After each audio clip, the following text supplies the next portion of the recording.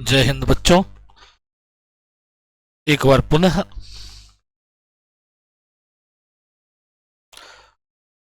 आपका मेरा YouTube Bhabha mathematics centre पर स्वागत है। आज का जो मैटर है हमारा वो बेट के एग्जाम से रिलेटेड है और बेट को आयोजित करने वाली संस्था के बारे में जानकारी देना आपको है। बेट की संभावना प्रोबेबल है और बेट बहुत जल्द आपको मार्च टू अप्रैल में आपका नोटिफिकेशन बेट का होने वाला है। संभावित है, 100% श्योर नहीं कर सकते, लेकिन संभावित आपका है। मेरी हेडिंग है कि बेट इज कमिंग सून। बेट बहुत जल्द ही आपका शुरू होने वाला है, तो बेट की के बारे में मैं आपको जानकारी देने आज आया हूं कि बेट को जो ऑर्गेनाइज करती है संस्था, उसका नाम है BSUSC, Bihar state university service commission, Bihar विश्वविद्यालय सेवा आयोग, बिहार राज्य विश्वविद्यालय सेवा आयोग। ये उम्मीद है कि इनके द्वारा ही बेट ली जाएगी। तो आज मेरा जो है इन BSUSC की कार्यशैली पर ही ऑब्जेक्शन है। तो पहले देख लीजिए, मेरा पहला स्लाइड क्या है आपके लिए। बेट क्यों जरूरी है। हेडिंग मैंने मैथिली में लिखा है कि बेट कियाक जरूरी छे, कि बेट कियाक जरूरी छे। आय के परिवेश में हायर एजुकेशन का मजबूत करबाक लेल बेट के जरूरी छे। बहुत पहिने रहे कि मार्किंग सिस्टम बहुत नीक रहे, एजुकेशन सिस्टम बढ़िया रहे, एग्जाम टाइट होइत रहे, तो ओइ टाइम में मार्क बेस पर सिलेक्शन होइत रहे, तो कोनो दिक्कत नहीं रहे। आब जे छै एखन हर जगह के पैटर्न अलग अलग छै, हर यूनिवर्सिटी में कतो चोरी होइ छै, कतो मुफ्त में नंबर मिले छै, तो मार्किंग सिस्टम सही नहीं छै। एहि दुआरे API स्कोर जे छै वो बहुत नीक नहीं छै। आइ के परिवेश में बिना एग्जाम लिए API स्कोर के आधार पर प्रोफेसर के बहाल करना उचित नहीं है।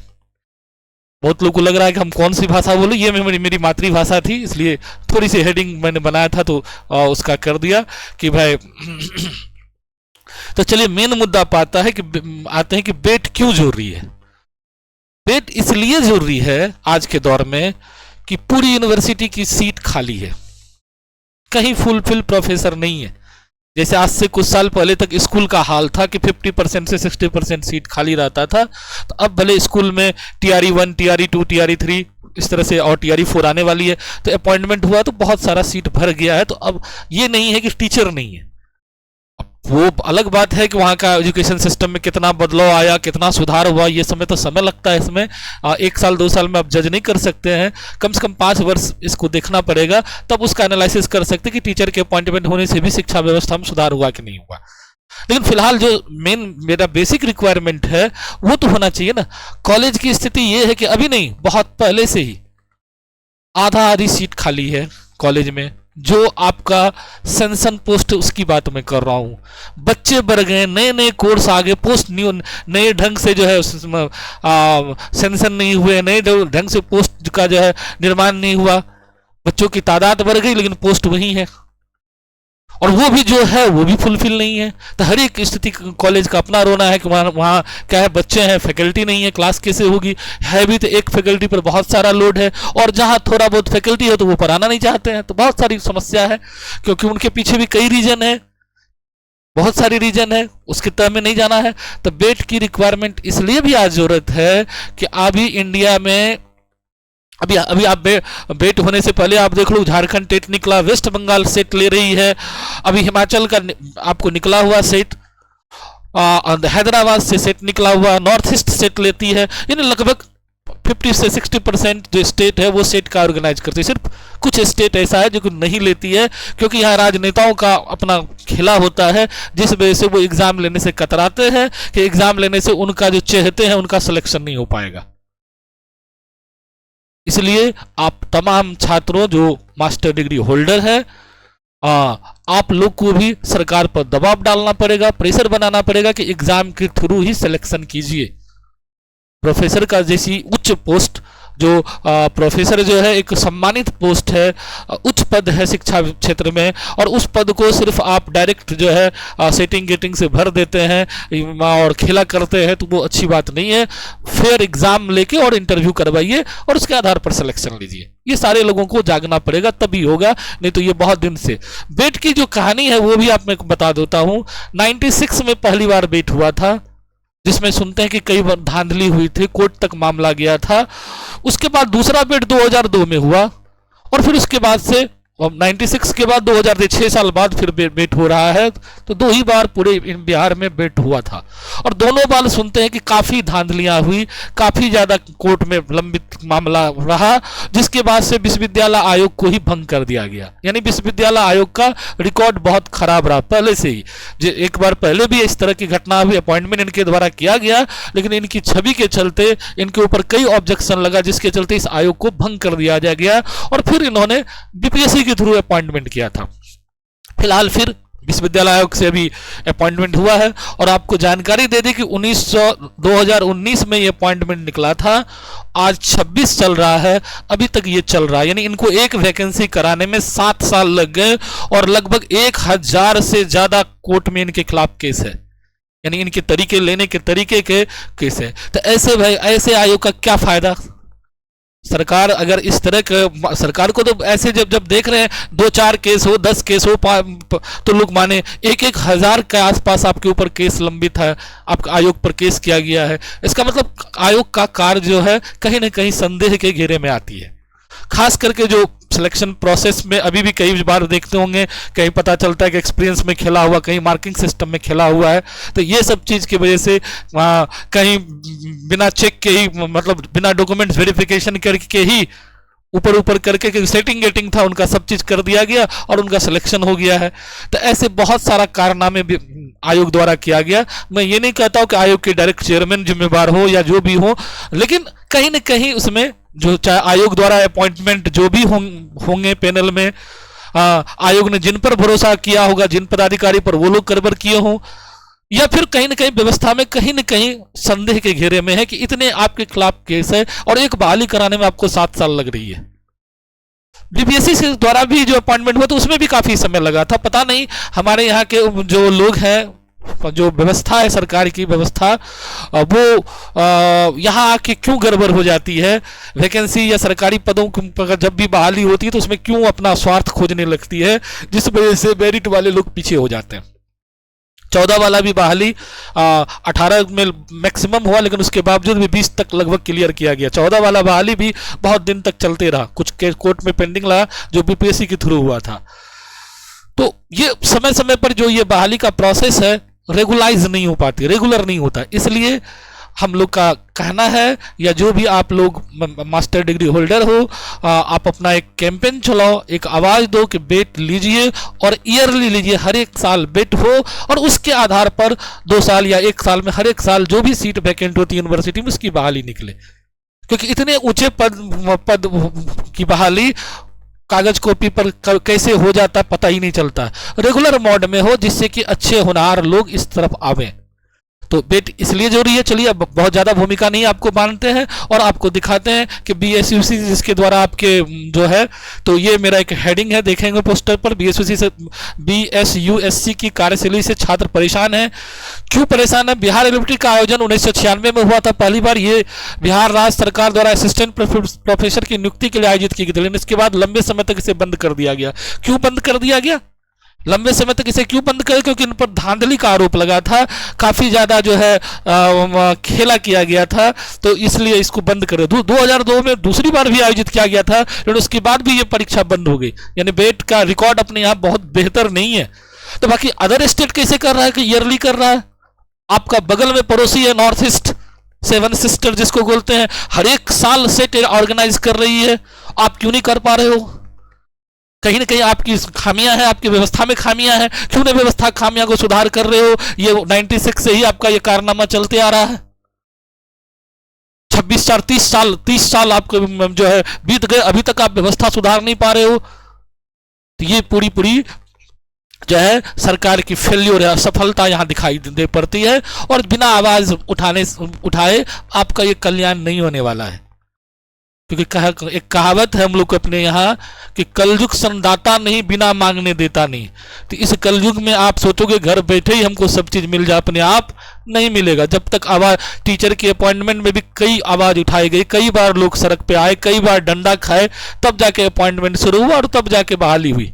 कुछ लोग को मुफ्त में मिल गया होगा तो लोग समझते होंगे कि नहीं टीचर में ऐसे मेरा मेरिट हो गया, लेकिन उसके लिए बहुत लोगों ने बढ़ चढ़ कर हिस्सा लिया, बहुत ज्यादा आवाज उठाई, तब अपॉइंटमेंट शुरू हुआ, तब बेरोजगारी की वाली मैटर सामने आया और तब जाके टीचर में अपॉइंटमेंट हुआ। इसी तरह से कॉलेज लेवल पर भी आप लोग को आवाज उठाना पड़ेगा। तमाम छात्रों, जो मास्टर डिग्री होल्डर हो या जो मास्टर पास आउट हो या जो प्रोफेसर बनने की इच्छा रखते हो, आपको इसके लिए कैंपेन सभी लोगों को मिलकर चलाना होगा, तभी जाके सरकार जगेगी और आप को रेगुलर मोड में ये बेट का आयोजन होगा। ऐसे संभावित है, अभी सरकार के अंडर में है कि होना है इस बार।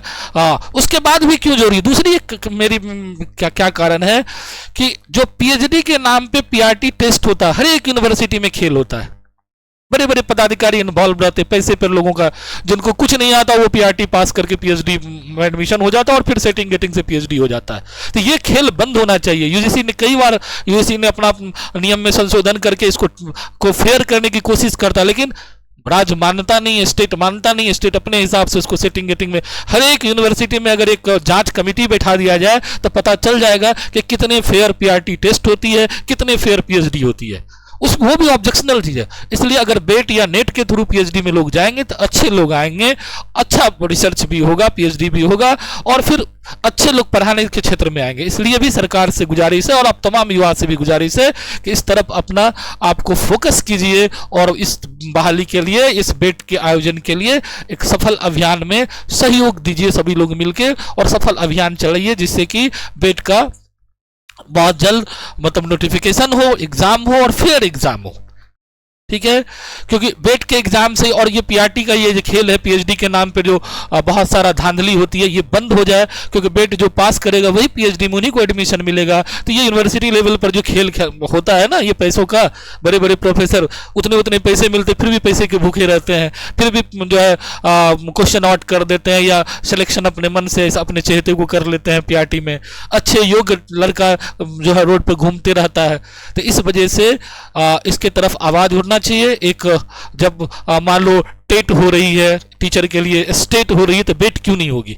बेट भी रेगुलर हो और उसके आधार पर रेगुलर मोड में अपॉइंटमेंट वैकेंसी या एडवर्टाइजमेंट आवे, जिससे कि लोग उस तरफ आकर्षित हो, उस शिक्षा क्षेत्र में आने में अच्छे लोग आवे शिक्षा क्षेत्र में और फिर इस राज्य का विकास में अहम भूमिका निभावे। चलिए नेक्स्ट आते हैं हम लोग।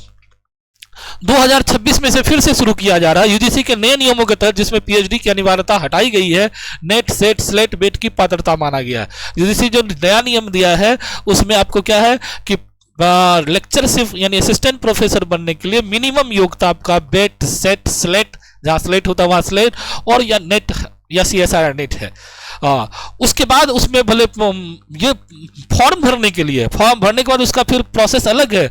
अब वो प्रोसेस कहीं रिटन फिर होती है, कहीं एपीआई स्कोर पर होता है और उसके बाद इंटरव्यू होता है, तो वो अलग चीज है। लेकिन आपको जैसे अभी आपने देखा होगा कि टीचर बनने के लिए आपको टेट पास करना था, टेट जो लोग पास किए वही टीचर का फॉर्म भर सकते, उसी तरह से लेक्चरशिप के लिए, प्रोफेसर बनने के लिए आपको नेट पास करना, नेशनल लेवल का टेस्ट है, नेशनल एलिजिबिलिटी टेस्ट, तो वो नहीं होके स्टेट अपना हिसाब से स्टेट सेट कर सकती है, जिसको बेट बिहार एलिजिबिलिटी टेस्ट, बिहार पात्रता परीक्षा नाम दिया जा रहा है, या जेट झारखंड में हो रहा है, तो उस टाइप से ऑर्गेनाइज करके यहाँ के बच्चों के हित को देखते हुए किया जा सकता है।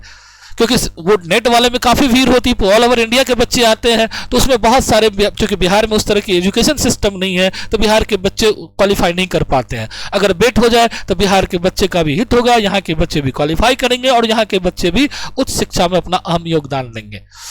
चलिए नेक्स्ट हम लोग आते हैं बिहार एलिजिबिलिटी टेस्ट बेट इसलिए जरूरी है क्योंकि इस राज्य स्तर पर असिस्टेंट प्रोफेसर नियुक्ति के लिए न्यूनतम योग्यता तय करता है। इससे उच्च शिक्षा संस्थानों में खाली पद भरेंगे और उम्मीदवार को अवसर योग्य उम्मीदवार को अवसर मिलेगा। बेट होने से उच्च शिक्षा में सुधार होगा। बिहार के कई कॉलेज और विश्वविद्यालयों में वर्षों से असिस्टेंट प्रोफेसर की भर्ती नहीं हुई है। बेट के जरिए इस खाली पद को भरा जाएगा। राज्य स्तरीय मान्यता बेट एक स्टेट एलिजिबिलिटी टेस्ट है। एलिजिबिलिटी टेस्ट है, इसका मतलब है कि बिहार को क्षेत्रों को यूजीसी नेट या अन्य राष्ट्रीय परीक्षाओं पर निर्भर नहीं रहना पड़ेगा। वे राज्य में ही पात्रता परीक्षा हासिल कर लेंगे, यानी नेट नहीं भी हो तो भी उसकी चले। पीएचडी की अनिवार्यता कम हुई। यूजीसी के नए नियमों के अनुसार असिस्टेंट प्रोफेसर बनने के लिए पीएचडी अब अनिवार्य नहीं है। नेट, सेट, स्लेट या बेट जैसी परीक्षा न्यूनतम योग्यता मानी जाएगी, यानी पीएचडी करने के लिए भी आपको ये टेस्ट क्वालिफाई करना पड़ेगा, तभी आप पीएचडी कर सकते हैं। अभी क्या होता था, पीएचडी यूनिवर्सिटी की तरफ से पीआरटी टेस्ट करके जिसमें सेटिंग गेटिंग हो जाता था और लोग मुफ्त में पीएचडी की डिग्री मिल जाती थे और कर लेते थे। तो अब इस एग्जाम के थ्रू जाएंगे तो एक प्रॉपर चैनल से जाएंगे तो कुछ ना कुछ आपकी क्वालिटी रहेगी, क्वालिटी वाले लोग आएंगे।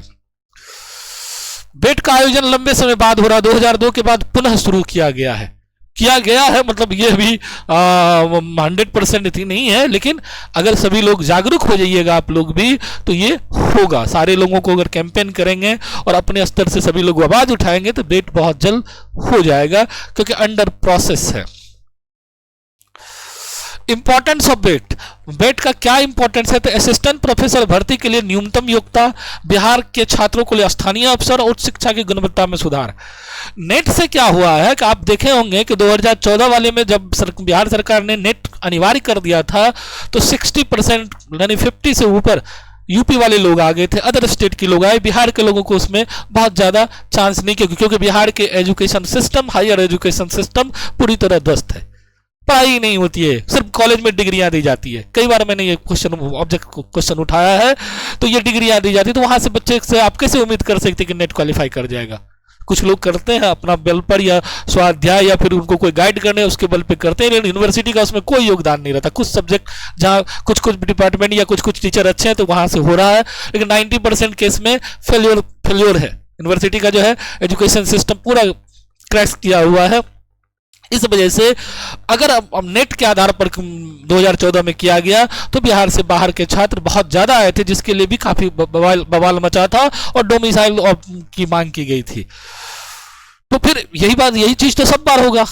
अगर आप बेट ले लेते हैं तो यहाँ के स्थानीय लोगों को भी मौका मिल जाएगा और यहाँ के स्थानीय युवा भी आ जाएंगे, और नहीं तो फिर वैकेंसी आपकी ले जाएंगे कहीं बाहर के लोग, और बाद में होगा कि नहीं बिहार के लोग को रोजगार नहीं मिला, परेशानी क्रिएट होगी। तो ये नहीं होना चाहिए। हर एक सरकार को अपने छात्र राज्य की हित देखना चाहिए, अपने राज्य के युवाओं का भी हित का ख्याल रखना चाहिए, और बच्चा आपके राज्य का बच्चा कैसे क्वालिफाई कर जाए तो उसको भी ध्यान रखना चाहिए। ऐसा नहीं कि अदर स्टेट वाले को मौका नहीं मिलना चाहिए, जैसे सब जगह मिलता है अदर स्टेट उसी तरह आप भी दीजिए। लेकिन ऐसा कैसे हो सकता है कि आपकी कोई एक बहाली में सारे के सारे यूपी वाले आ जाएं और या दूसरे स्टेट के लोग आ जाएं, बिहार का लोग ही नहीं रहे। इसका मतलब आपका पूरा सिस्टम ही फेलियर हो गया है। और क्या वो उनके आने से बिहार का सिस्टम बदल गया क्या? कुछ मंत्री ने उस समय में स्टेटमेंट दिया था कि नहीं बाहर से लोग आएंगे तो हमारे यहाँ के एजुकेशन सिस्टम बहुत बढ़िया हो जाए। क्या बढ़िया हो गया क्या? कितने बदलाव हुए, कितने बेहतर हुए? अब एक बार उसका रिपोर्ट देखिए तो, एनालिसिस करके देखिए तो कितना सुधार हुआ आपके एजुकेशन सिस्टम में। नहीं हो सकता सर, जब तक स्थानीय लोग नहीं आएंगे और स्थानीय लोग में पढ़े लिखे बुद्धिजीवी लोग नहीं आएंगे, आपके स्टेट के होनहार युवा नहीं आएंगे, तो स्टेट के प्रति उसका ममत्व दूसरे स्टेट वाले को नहीं रह सकता है। आपकी भूमि है, आपका क्षेत्र है, तो आपको अपने क्षेत्र के प्रति जो लगा होगा वो दूसरे आदमी को नहीं होगा। इसलिए सरकार एक बार इस पर सोचे और बेट को नेशनल यानी ईयरली ऑर्गेनाइज करने का प्रयास किया जाए सरकार की तरफ से। ये मेरा bet jet SET UGC NET CSR NET का बैच स्टार्ट होने वाला है, कमिंग सून है। ये जेट का अभी क्लास जो है 26 जनवरी से स्टार्ट होगा। पेपर 1 9 से 10 PM में, और आपको ये जो क्लास है आपको ऐप पर मिलेगा ऑनलाइन मोड में, और पेपर 2 का क्लास 10:15 से 11:30 बजे 26 जनवरी से ये क्लास स्टार्ट होगा। जो है जेट का जिसका कि एग्जाम संभावित है 29 मार्च को एग्जाम होने वाली है। बेट अभी निकला नहीं है, जैसे ही कोई सूचना कंफर्मेशन मिलेगी तो फिर हम लोग बेट का भी बैच स्टार्ट करेंगे, जिससे ज्यादा से ज्यादा युवा हमारे यहाँ का क्वालिफाई करें। ये मैथमेटिकल साइंस के लिए है, ये ऐड है। और ये 45 डेज का क्रेश कोर्स वही जो बोले आपको जेट का मेरा शुरू होने वाला है 26 जनवरी से। पेपर 1 और पेपर 2 दोनों रहेंगे। पेपर 2 मैथमेटिकल साइंस है और पेपर 1 क्या है, पेपर 1 में आपका ऑल पेपर है, सभी लोगों का जो कॉमन पेपर वो होगा। तो आप चाहे तो आप उस क्लास में जुड़ सकते हैं। और ये लास्ट पीपीटी था। तो मेरा ये था कि बिहार जो विश्वविद्यालय सेवा आयोग है उसका कार्यशैली बहुत ठीक नहीं है, इसलिए सरकार एक बार या तो उस कमेटी को चेंज करे, उसमें अच्छे लोगों को डालें, या फिर बीपीएससी के थ्रू ही बेट का आयोजन का प्रयास करे जो फेयर हो। कोई भी एग्जाम फेयर हो तो उसको देने में लोगों को मजा आता है, अच्छे लोगों का चांस बढ़ता है। तो आज भर के लिए इतना ही। और आज का मेरा टॉपिक था कि बेट क्यों जरूरी है। बेट इसलिए जरूरी है कि इसमें योग्य लोग आएंगे और पीएचडी भी अच्छे लोग, पीएचडी में अच्छे अच्छे होनहार युवा आएंगे, जिससे कि राज्य की तरक्की में अहम भूमिका होगा। एजुकेशन सिस्टम भी चेंज होगा, लोकल लेवल पर स्थानीय युवा ज़्यादा से ज़्यादा उसमें पार्टिसिपेट करेंगे या आएंगे। ठीक है, इसलिए भी जरूरी है बेट। नहीं तो रिसर्च के नाम पे काफ़ी धांधली होती है, पीएचडी जो है के नाम पे यूनिवर्सिटियों में काफ़ी ज़्यादा अराजकता फैली हुई है। पीआरटी टेस्ट हो या पीएचडी करवाने के नाम पे हो, तो ये सब चीज़ पर ब्रेक लगेगा, रोक लगेगा। और फिर यूनिवर्सिटी में पढ़ाने वाले में भी, प्रोफेसर में भी, क्योंकि एकेडमिक मतलब रिटन के टेस्ट के आधार पर होगा तो ऑल आर इक्वल हो जाएगा, इक्विवेलेंट हो जाएगा, इसमें कोई मार्किंग सिस्टम नहीं रहेगी। तो इससे क्या होगा कि अच्छे होनहार लोग इस क्षेत्र में आएंगे और फिर विश्वविद्यालय का जो है स्वरूप बदलेगा। विश्वविद्यालय में भी शिक्षा स्तर में सुधार होगा और बच्चे कॉलेज आना शुरू करेंगे, क्लास होगी। तो इस चीज़ को ध्यान में रखते हुए मेरा सरकार से गुजारिश है, आप तमाम युवाओं से भी गुजारिश है कि इस बेट के एग्ज़ाम के लिए आप लोग प्रयास करें, सभी लोग सरकार पर प्रेशर डालें जिससे कि आपका ये एग्ज़ाम हो। और ईयरली ये, क्योंकि ये इतनी बड़ी पद है, जैसे बीपीएससी में ईयरली बहाली आ रही है, उसी तरह से असिस्टेंट प्रोफेसर की बहाली हर एक साल कुछ ना कुछ निकले और बजाबते बेट हर एक साल हो। तो इस क्या आशा के साथ आज हम लोग आज का जो ये लेक्चर यहीं हम लोग एंड करते हैं। नेक्स्ट मिलते हैं एक नए इशू के साथ, तब तक के लिए धन्यवाद, थैंक यू।